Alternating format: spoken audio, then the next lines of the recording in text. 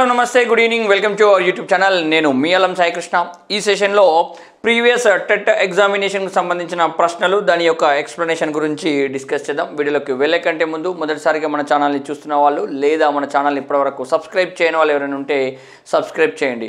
So మన U turn the learning app ద్వారా డిఎస్సికి సంబంధించిన టెస్ట్ సిరీస్లు, అట్లాగే ఆర్ఆర్బికి సంబంధించిన టెస్ట్ సిరీస్లు, అదేవిధంగా డిఎస్సికి సంబంధించిన ప్రీవియస్ ఎగ్జామినేషన్స్ క్వశ్చన్స్ యొక్క వీడియోస్ ఎక్స్ప్లెనేషన్స్, అట్లాగే ఏపీ మరియు తెలంగాణకు సంబంధించిన స్కూల్ అసిస్టెంట్ ఫిజికల్ సైన్స్కి సంబంధించిన ఫుల్ కోర్సు కూడా అందుబాటులో ఉందండి.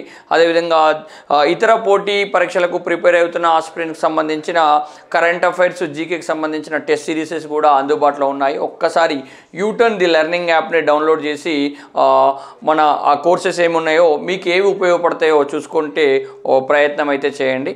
సో ఈసారి ఈ క్వశ్చన్స్ ఏ విధంగా ఉన్నాయనే దాన్ని గమనిస్తే ఫస్ట్ క్వశ్చన్ వచ్చేసేసి, ఈ గ్రహాల యొక్క కక్షల మధ్య గ్రహ శకలాలు కనిపిస్తాయి. ఎస్, ఫస్ట్ ఆఫ్ ఆల్ ఇక్కడ గ్రహ శకలాలు అంటే ఆస్టరాయిడ్స్ అండి. ఎస్, టెక్స్ట్ బుక్లో ఆస్టరాయిడ్స్ అనే వర్డే ఉంది, ఎక్కడ కూడా గ్రహ శకలాలు అనే వర్డ్ లేదు. చాలామంది ఇక్కడ కన్ఫ్యూజ్ అయినండి లాస్ట్ టైం. సో ఆప్షన్స్ ఏమిచ్చిండు? కుజుడు మరియు బృహస్పతి, భూమి మరియు కుజుడు, శని మరియు బృహస్పతి, శని మరియు యురేనస్. అయితే వాస్తవానికి ఈ ఆస్టరాయిడ్స్, ఈ గ్రహ శకలాలు అనేవి కుజుడు మరియు బృహస్పతికి మధ్యలో ఉంటాయండి. ఎందుకోసం అంటే వీటి మధ్యలో స్పేస్ అనేది చాలా ఎక్కువగా ఉంటుందండి. ఎస్, మనకు ఇది 8th క్లాస్లో ఉన్న చాప్టర్ నుంచి మనకు అడగబడిన బిట్ అండి. 8th క్లాస్లో మనకు ఈ సౌర కుటుంబం, అదేవిధంగా గ్రహాలకు సంబంధించిన కాన్సెప్ట్స్ అన్నీ ఉన్నాయి. ప్రతిసారి టెట్ ఎగ్జామినేషన్లో ఈ ఏరియా నుంచి బిట్ వస్తుందండి. చూడండి, ఇక్కడ నుంచి వచ్చిందండి ఆస్టరాయిడ్స్. ఎస్, కుజుడు బృహస్పతి గ్రహ కక్షల మధ్య విశాలమైన ప్రదేశం అనేది ఉంది. ఈ ప్రదేశంలో అనేక చిన్న చిన్న వస్తువులు, శిలలు సూర్యుని చుట్టూ పరిభ్రమిస్తూ ఉంటాయి. వీటిని మనం ఆస్టరాయిడ్స్ అంటాం. అతిపెద్ద టెలిస్కోప్లతో సహాయంతో మాత్రమే మనం ఈ ఆస్టరాయిడ్లను చూడడానికి అవకాశం అనేది ఉంటుందని ఇచ్చిండు. అంటే ఈ రెండు గ్రహాల కక్షలకు మధ్యలో ఉన్న స్పేస్లో చిన్న చిన్న వస్తువులు, శిలలు లాంటివి అనేవి సూర్యుని చుట్టూ తిరుగుతూ ఉంటాయి. వాటినే మనం ఆస్టరాయిడ్స్ లేదా గ్రహ శకలాలు అని అంటాం. సో ఈ పాయింట్ను బేస్ చేసుకుని మనకి ఎగ్జామినేషన్లో క్వశ్చన్ వచ్చింది. అదేవిధంగా అంతకుముందు ఉన్న ఒక టెట్ ఎగ్జామినేషన్లో తోకచుక్కకు సంబంధించిన బిట్టు కూడా రావడం జరిగింది. తోకచుక్కకు సంబంధించిన మరొక ఎగ్జామినేషన్లో తోకచుక్కకు సంబంధించి ఎన్ని సంవత్సరాలకు ఒకసారి కనబడుతుందనే అంశం పైన కూడా మనకు కాన్సెప్ట్ అనేది రావడం జరిగింది. సో ఈ చాప్టర్ని కంపల్సరీగా చదవండి, ప్రతి పాయింట్ని గుర్తుపెట్టుకునే ప్రయత్నం అయితే చేయండి. ఎస్, అదేవిధంగా మరొక క్వశ్చన్ గమనిస్తే సెకండ్ వన్, ఒక వస్తువు యొక్క సాపేక్ష సాంద్రత, రిలేటివ్ డెన్సిటీని తెలుసుకోవడానికి మనం సాధారణంగా దాని సాంద్రతను దేనితో పోల్చి చూస్తాము? అంటే ఒక వస్తువు యొక్క రిలేటివ్ డెన్సిటీ, సాపేక్ష సాంద్రతను తెలుసుకోవడానికి సాధారణంగా దాని సాంద్రతను దేనితో పోల్చి చూస్తాము? మనకు సాపేక్ష సాంద్రత రిలేటివ్ డెన్సిటీ యొక్క ఫార్ములా ఏంటంటే వస్తువు సాంద్రత బై ద్రవ సాంద్రత లేదా నీటి సాంద్రత.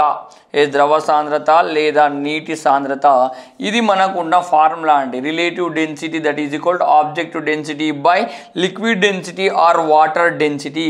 అంటే ఒక వస్తువు యొక్క సాపేక్ష సాంద్రతను తెలుసుకోవాలంటే దాని సాంద్రతను నీటి సాంద్రతతో కొలుస్తాము. ఇక్కడ ఆప్షన్ 1లోనే ఉంది నీటి సాంద్రత. Yes, option 1 is correct.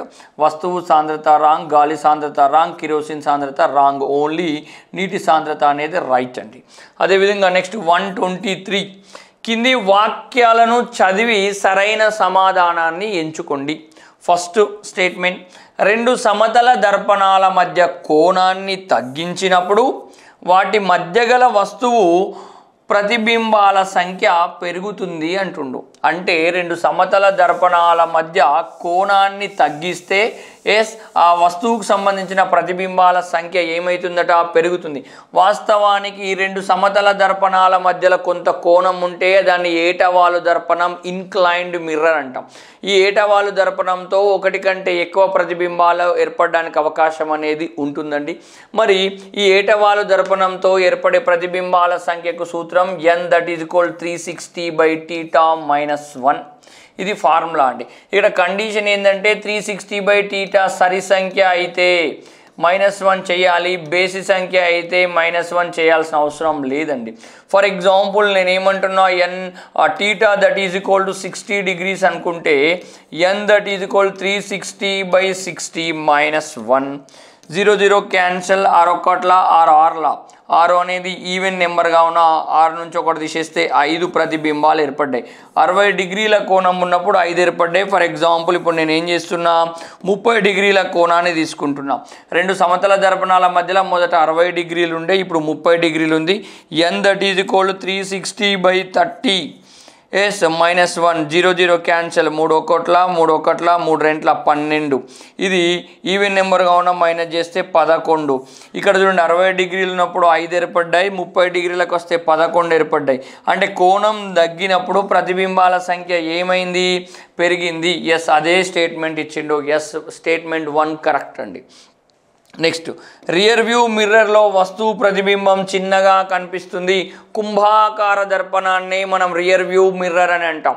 ఎందుకోసం అంటే మన సైడ్ మిర్రర్, వెహికల్కు ఉన్న సైడ్ మిర్రర్లో కుంభాకార దర్పణాన్ని ఉపయోగిస్తాం. దీన్ని రియర్ వ్యూ మిర్రర్ అంటాం. ఎస్ దూరంగా ఉన్న వస్తువు దగ్గర ఉన్నట్లుగా కనబడుతుంది, పెద్ద వస్తువు చిన్నగా కనబడుతుంది, నిటారు ప్రతిబింబం అనేది ఏర్పడుతుంది.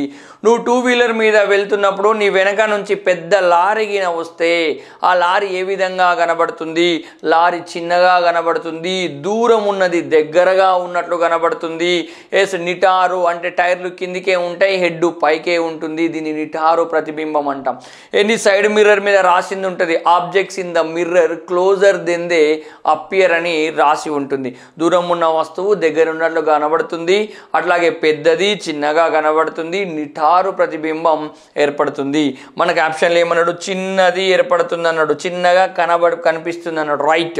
వాక్యం 1 కరెక్టే, వాక్యం 2 కరెక్టే. ఎస్ వాక్యం 1 సత్యము, వాక్యం 2 అసత్యము. రాంగ్. వాక్యం 1 అసత్యము, వాక్యం 2 సత్యము. రాంగ్.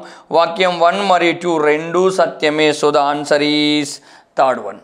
ఆన్సర్ అనేది ఏదండి, థర్డ్ వన్ అండి. దెన్ నెక్స్ట్ వచ్చేసేసి ఇంకో క్వశ్చన్ని గమనిస్తే, ఒక వ్యక్తి బస్సులో 15 గంటలు ప్రయాణించాడు. ప్రయాణాన్ని ప్రారంభించే ముందు ఓడోమీటర్లో ప్రారంభ రీడింగ్, ఎస్ ఓడోమీటర్లో ప్రారంభ రీడింగ్ 1891. మరి గమ్యాన్ని చేరుకున్న తర్వాత రీడింగ్ 2881గా చూపబడింది. అప్పుడు అతని సరాసరి వడి ఎంత అంటుండు. సరాసరి వడి అంటే మొత్తం ప్రయాణించిన దూరము బై ప్రయాణానికి పట్టిన సమయంగా మనం తీసుకోవచ్చు. 2881 మైనస్ 1891.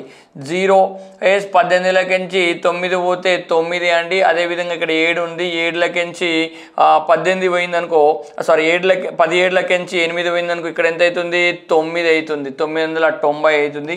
990 డివైడెడ్ బై 15 అవర్స్ మనకి ఇక్కడ ఇచ్చిండు. 15 ఎస్ 15 × 60, 15 × 75, 15 × 90 అండి. 90 అంటే ఇక్కడ మళ్ళీ 9 అవుతుంది, ఇక్కడ 0, మళ్ళీ 15 × 90 అండి. ఎస్ 0 66 km/h అనేది మనకు వస్తుంది. సో ఆప్షన్ ఇక్కడ డైరెక్ట్ ఉంది, 66 km/h అండి. 266 313.5 33 ఇచ్చిండు. బట్ మనకి ఇది సరాసరి వడి అన్నాడు. ప్రయాణించిన మొత్తం దూరం ఫైనల్ రీడింగు, ఇది ఇనిషియల్ రీడింగు. ప్రయాణించిన దూరము 990, ప్రయాణానికి పట్టిన సమయము 15 గంటలు. ఈ 990 డివైడెడ్ బై 15 తీసుకుంటే మనకు 66 వస్తుంది. 66 km/h అనేది రైట్ ఆన్సర్ అండి. నెక్స్ట్ క్వశ్చన్ ఏంటంటే విద్యుత్ చాప్టర్ నుంచి వచ్చింది. ఇది 7th క్లాస్కు మరియు 10th క్లాస్కు రిలేటెడ్ ఉన్న అంశం అండి. విద్యుత్ వలయంలో ఒక ఎంసీబీను ఇలా అనుసంధానం చేయబడాలి. MCB mean miniature circuit breaker. Miniature circuit breaker అని ఎంసీబీని అంటాం. ఫ్యూజుల స్థానంలో ఎంసీబీని ప్రజెంట్ మనం ఉపయోగిస్తున్నాం. మొన్నటి వరకు కూడా మనం ఫ్యూజులను ఉపయోగించినాం. ఇప్పుడు కొత్తగా మీరు హౌజెస్ కానీ ఏది కన్స్ట్రక్షన్ చేసుకున్నా అక్కడ కంపల్సరీగా ఫ్యూజుల ప్లేస్లో ఎంసీబీ అనేది ఉంటుంది. ఒకవేళ కావాల్సిన దానికంటే ఎక్కువ విద్యుత్కిన ప్రయాణిస్తే ఫ్యూజ్ అనేది ఏమవుతుండే, మనకు అక్కడ మెల్ట్ అయిపోతుండే. కానీ ఇక్కడ ఎంసీబీ అనేది ఏమవుతుంది, ట్రిప్ అయిపోతుంది. వెంటనే మనం వెళ్ళి పైకి అనేస్తే మళ్ళీ విద్యుత్ సరఫరా సరఫరా అనేది కంటిన్యూ అవుతుంది. అదే ఫ్యూజ్ అయిన పడితే ఏమవుతుంది, అది మెల్ట్ అయిపోతుంది. ద్రవీభవన స్థానం తక్కువగా ఉండడం వల్ల ఎక్కువ విద్యుత్ ప్రయాణించినప్పుడు అది కరిగిపోతుంది. కరిగిపోయినప్పుడు ఆ ఫ్యూజ్ని బయటకు వీకేసి ఆ వైర్లన్నీ తీసేసి కొత్త వైర్లను మళ్ళీ పెట్టాల్సిన అవసరం అనేది ఉంటుండే. అదే ఇప్పుడు ఫ్యూజ్ల ప్లేస్లో వచ్చిన ఎంసీబీలను ఉపయోగిస్తే అక్కడ ఏమవుతుంది, ఎక్కువ కరెంటు ప్రవహించినప్పుడు ట్రిప్ అయిపోతుంది. వెంటనే పైకి ఆన్ చేసుకుంటే అక్కడ సరిపోతుందండి. ఎస్, మరి దాన్ని ఏ కనెక్షన్లో ఉంచాలి? ఎప్పుడైనా కానీ ఫ్యూజ్ని కానీ ఎంసీబీని కానీ శ్రేణి సంధానంలోనే ఉంచాలి. ఏ సంధానంలో ఉంచాలి? శ్రేణి సంధానంలోనే ఉంచాలి. శ్రేణి సంధానంలో ఉంచితే పాత్వే అనేది ఒకటే ఉంటుంది. పాత్వే అనేది ఒకటే ఉంటుందంటే మొదటగా మన ఇంట్లోకి మీటర్లోకి కరెంట్ వచ్చిన తర్వాత అన్ని ఎక్విప్మెంట్స్కు సరఫరా అయ్యేటప్పుడు ఫ్యూజ్ ద్వారానే వెళ్తూ ఉంటుంది. ఎక్కువ కరెంట్ రావడం వల్ల ఫ్యూజ్ బ్రేక్ అవుతుంది లేదా ఎంసీబీ ట్రిప్ అయిపోతుంది. దానివల్ల ఎలక్ట్రికల్ ఎక్విప్మెంట్స్ అన్నీ కూడా సేఫ్ జోన్లో ఉంటాయండి. ఎట్లాంటి నష్టం అనేది అక్కడ జరగకుండా ప్రొటెక్ట్ అవుతుంది. అదేవిధంగా నువ్వు శ్రేణి సంధానం కాకుండా, సిరీస్ మేనర్ కాకుండా సమాంతర సంధానంలో ఉంచితే ఏమైపోతుంది, అప్పుడు ఇంకో పాత్ నుంచి కరెంట్ వెళ్ళి ఎలక్ట్రికల్ అప్లయన్స్ అన్నీ కూడా డ్యామేజ్ అయ్యే అవకాశం అనేది ఉంటుంది. సో కంపల్సరీగా ఏ సంధానంలో కలపాలి? శ్రేణిలో మాత్రమే కలపాలి. సమాంతరంగా రాంగ్, శ్రేణి సమాంతరం రెండు రాంగ్, ఇది రెండు కాదు అని కూడా ఇచ్చిండు. సో ఆన్సర్ ఈజ్ 1 అండి. దెన్ లాస్ట్ క్వశ్చన్, ఈ పద్ధతిలో బ్లిస్టర్ కాపర్ను శుద్ధి చేయబడుతుంది. బ్లిస్టర్ కాపర్ అనే వర్డ్ మనకు వస్తే పోలింగ్ ద్వారానే బ్లిస్టర్ కాపర్ అనేది శుద్ధి చేయబడుతుంది. మిగిలిన ప్రాసెస్ అన్నీ కూడా ప్యూరిఫికేషన్కు రిలేటెడ్ ఉన్న అంశాలండి. స్వేదనము, డిస్టిలేషన్, పోలింగ్ గలనం చేయడము, పోలింగు, అదేవిధంగా ఎలక్ట్రోలైట్కి సంబంధించింది విద్యుత్ శోధనం అంటున్నాం. సో దీంట్లో బ్లిస్టర్ కాపర్కి సంబంధించిన మెథడ్ ఏది ఉందంటే పోలింగ్ అనే మెథడే ఉందండి. ఒకసారి 4కి సంబంధించింది కూడా తీసుకొచ్చాను నేను. ఏంటంటే ప్రిన్సిపల్స్ ఆఫ్ మెటలర్జీకి సంబంధించిన చాప్టర్ నుంచి ఈ బిట్టు మనకు వచ్చిందండి. చూడండి, ప్యూరిఫికేషన్లో 4 మెథడ్స్ ఉన్నాయి. స్వేదనము, పోలింగు, లిక్వేషన్, గలనం చేయడము, విద్యుత్ విశ్లేషణ. ఈ స్వేదనం అంటే జింక్, అదేవిధంగా మెర్క్యూరీ లాంటి వాటిని సపరేట్ చేయడానికి మనకు స్కోప్ అనేది ఉంది. అదేవిధంగా పోలింగ్ తోటి మనం బ్లిస్టర్ కాపర్నే సపరేట్ చేస్తామండి. బ్లిస్టర్ కాపర్నే సపరేట్ చేయడం అనేది జరుగుతుందండి. ఆ విషయాన్ని కూడా గుర్తుపెట్టుకోవాలి. అదేవిధంగా లిక్వేషన్ ఉంటే టిన్ లాంటి వాటిని సపరేట్ చేయడానికి, ప్యూరిఫై చేయడానికి మనకు అవకాశం అనేది ఎక్కువగా ఉంటుంది. అదేవిధంగా విద్యుత్ శోధనం జరిగితే ఇట్లాంటి వాటిలో మనం మిగిలిన లోహాలన్నింటిని కూడా సపరేట్ చేయడానికి ఎక్కువ స్కోప్ అనేది ఉంటుందండి. ఈ పాయింట్ గుర్తుపెట్టుకోవాలి. విద్యుత్ శోధనం అంటే ఎలక్ట్రోలైసిస్ ప్రాసెస్ అనేది ఇక్కడ మనకు జరగడానికి అవకాశం అనేది ఎక్కువగా ఉందండి. ఎస్, దీన్ని మొత్తం ఒకసారి చూద్దాం. ఇది కూడా మోస్ట్ ఇంపార్టెంట్. గతంలో 2-3 అదర్ కాంపిటేటివ్ ఎగ్జామినేషన్లో మనకు అడిగిండు. ఈ పద్ధతిలో అపరిశుద్ధ లోహంను ఆనోడ్గా ఉపయోగిస్తాం, శుద్ధ లోహాన్ని క్యాథోడ్గా ఉపయోగిస్తామండి. అదేవిధంగా మనకు కావలసిన లోహం క్యాథోడ్ వద్ద శుద్ధ స్థితిలో నిక్షిప్తం అవుతుంది. మలినాలు అనేవి యానోడ్ మడ్డుగా యానోడ్ వద్ద అడుగుకు చేరడం అయితే జరుగుతుందండి. అపరిశుద్ధ కాపర్ను ఈ పద్ధతితోటి సపరేట్ చేయడం అనేది, ప్యూరిఫై చేయడం అనేది జరుగుతుంది. అపరిశుద్ధ కాపర్ను ఈ పద్ధతి ద్వారా మనం ప్యూరిఫై చేయడం అయితే జరుగుతుంది. ఇక్కడ స్వేదనం అయితే జింకు, మెర్క్యూరీ గుర్తుపెట్టుకోండి. పోలింగ్ అయితే బ్లిస్టర్ కాపర్ గుర్తుపెట్టుకోండి. గలనం అయితే టిన్ గుర్తుపెట్టుకోండి. అదేవిధంగా విద్యుత్ శోధనం అయితే ఇంప్యూర్ కాపర్ని మనం గుర్తుపెట్టుకోవాలి. అపరిశుద్ధ కాపర్ని ప్యూరిఫై చేయడానికి లేదా సపరేట్ చేయడానికి మనకి తోడ్పడుతుంది.